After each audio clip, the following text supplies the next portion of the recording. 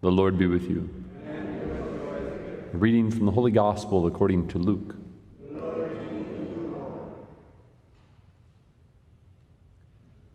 The scribes and the Pharisees said to Jesus, "The disciples of John the Baptist fast often and offer prayers, and the disciples of the Pharisees do the same, but yours eat and drink." Jesus answered them, "Can you make the wedding guests fast while the bridegroom is with them? But the days will come, and when the bridegroom is taken away from them, then they will fast in those days." And he also told them a parable.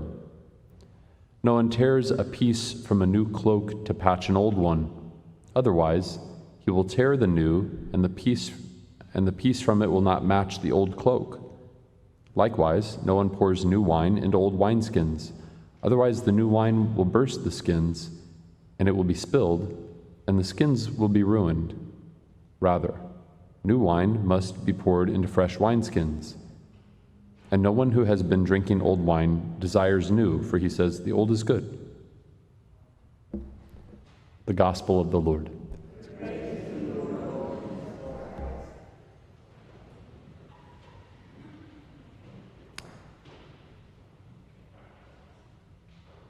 I'm drawn to Jesus' imagery here, patching an old cloak with new cloth or pouring new wine into old wineskins. In both examples, if you try and take a new thing and mix it with the old thing, it doesn't work, does it? The new cloth tears away from the old cloth and they don't match, and so you wind up wrecking a new piece of cloth just to use it to wreck an old piece of cloth, and now you don't have any good cloth. The wineskins, right? If you've got new wine, you need a wineskin for it. You pour it into an old wineskin, it bursts the skins, you lose the wineskin, and the wine spills out on the ground, you lose the wine too.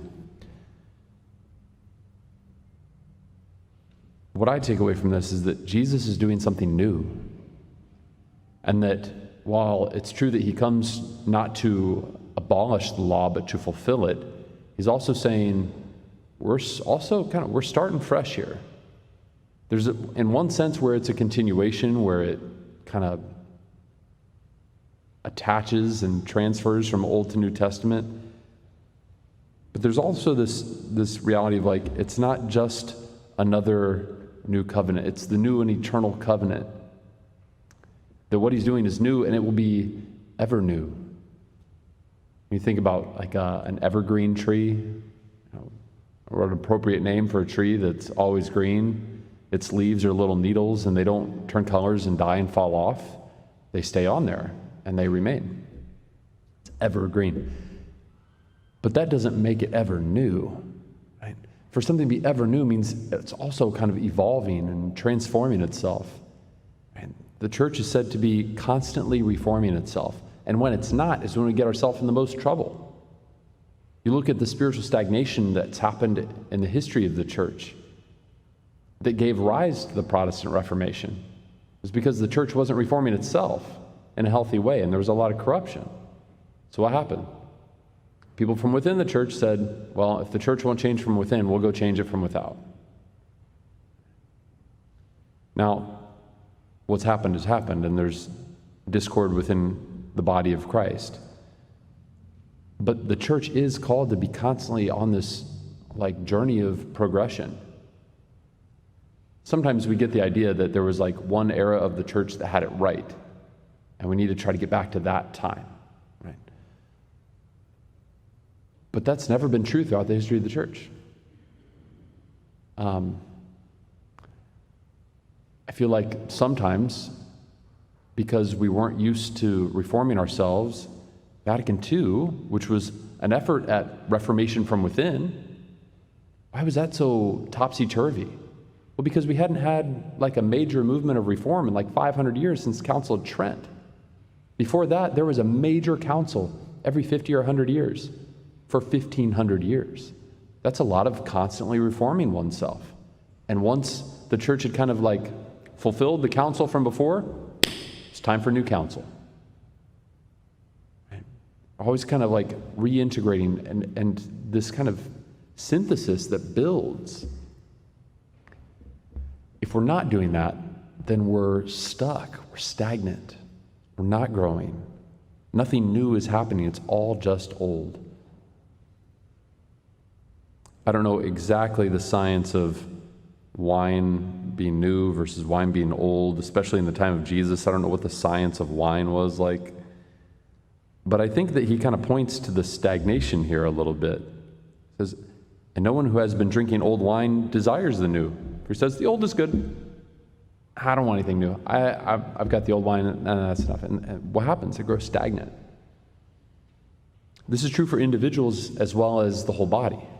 Right? The individual members, that we also have a need to say, I need to be constantly reformed and renewed and transformed, that my journey of conversion is lifelong, that the Lord is the one who's, in the words of St. Augustine, "O beauty ever ancient, O beauty ever new." He says, "Late have I loved you."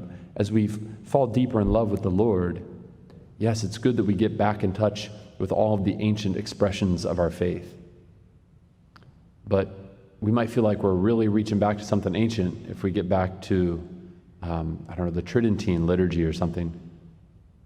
But that came 1,500 years after Jesus, right? So you can keep reaching back further. John Paul II was accused of kind of being like this hyper-traditionalist by somebody. They said, you just want to take the church back to the 1950s. He said, oh no, that's not nearly far back enough. I want to take it back to 33. That the important thing about whatever kind of historical expression of liturgy or worship or tradition that we've received is not necessarily what it looks like on the outside.